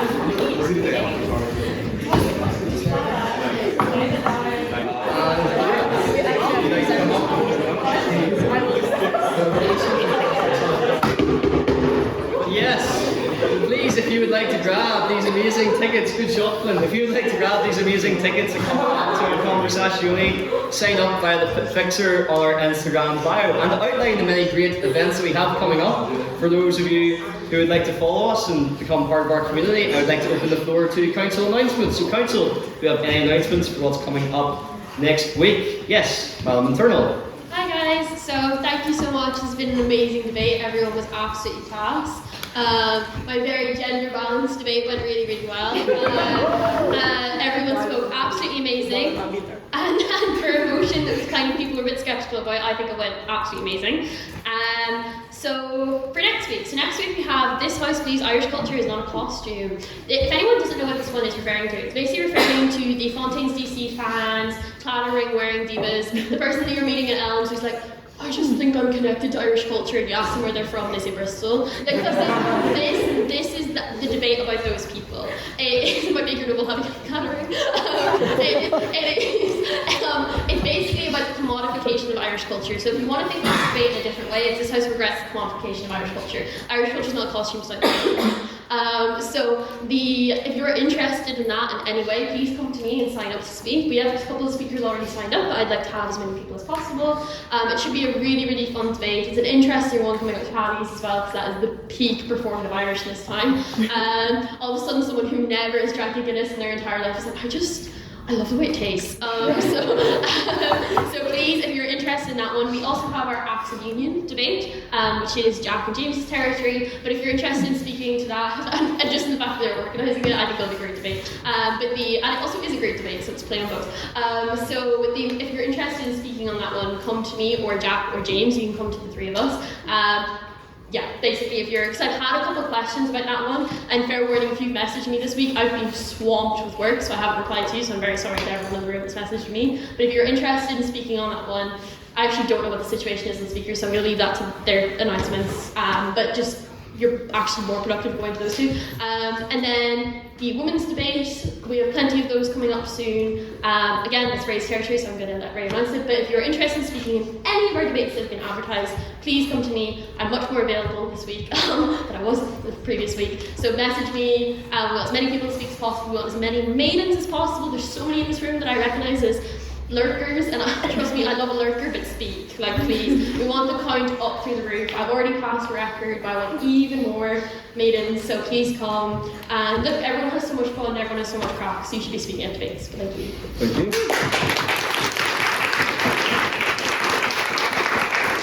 That segues us very nicely on to Madam Vice President. Yes, so as I was saying, we have a women's debate as well. We have a women's debate next week, next Wednesday. It is This House would be Spinster. I need opposition speakers, so please sign up. I know it's kind of boring. I want to get married, boo boo. But please sign up. I will be harassing people if you don't.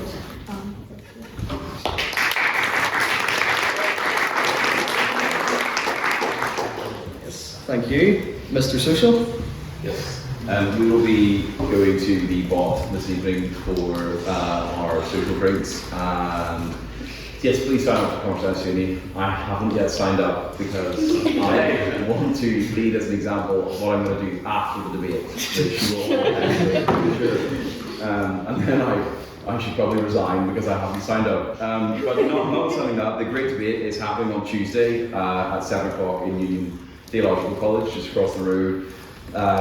The speaker form was on the story, and I believe there were some sign-ups, but I'm going to send it into the Literific announcements on the WhatsApp this evening or tomorrow morning. Please sign up to that. We have 3 of our guests confirmed. We are waiting on with bated breath from our other speakers. In the entirety of Sinn Féin has been contacted now. Literally the entirety of parliamentary Sinn Féin have been contacted. So we can hold out hope that they will reply very soon. But we do have a chair in the form of William Crawley and 2 speakers for the opposition, and just waiting on our final confirmation for 1 other speaker on the proposition. But please do sign up for that. It's a great debate, as Ella mentioned, and hopefully you all can come along to that. And I don't believe I have any other business other than please sign up to Conversation CMD. But yeah, thank you.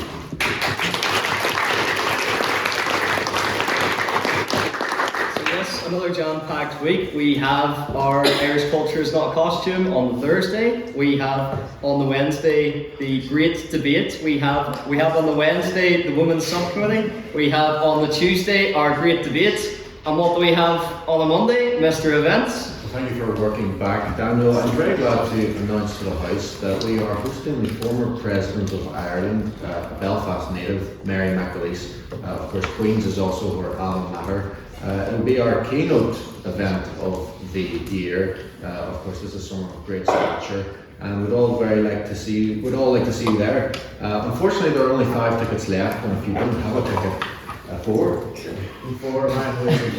tickets left. Please do get it. This will be held in the Canada Room at 7 o'clock, and it'll be a really good event. So please do come along, and it'll be great to see you all there. Thank you.